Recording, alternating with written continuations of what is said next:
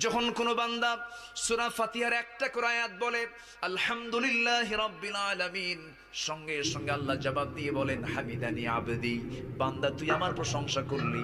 আর রহমানির রহিম যখন বলে আল্লাহ বলেন আসনা আলাইয়া আবদি। মালিক ইয়াউমিদ্দিন যখন বলে আল্লাহ বলেন মাজ্জাদানি আবদি। এরপরে যখন বলে ইয়াকা না'বুদু ওয়া ইয়াকা নাস্তাঈন পর্যন্ত যখন বলে আল্লাহ বলেন বান্দারে তুই আমার কাছে কি চাস, প্রাণ খুলে চা রে বান্দা। ইহদিনাস সিরাতাল মুস্তাকিম থেকে শুরু করে নিয়া ওয়ালা দাল্লিন পর্যন্ত যখন বান্দা বলে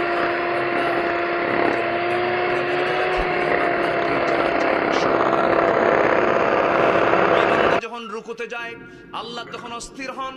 ওই বান্দা যখন সিজদায় যাওয়ার জন্য প্রস্তুতি নাই, সমস্ত ফেরেশতাকে ডাক দিয়ে বলেন ও ফেরেশতারা, এই বান্দাগুলো আমাকে দেখলো না, রাসূলকে দেখলো না, কোরআনকে দেখে হাদিসকে বিশ্বাস করে আমাকে খুশি করার জন্য তার সবচেয়ে সম্মানজনক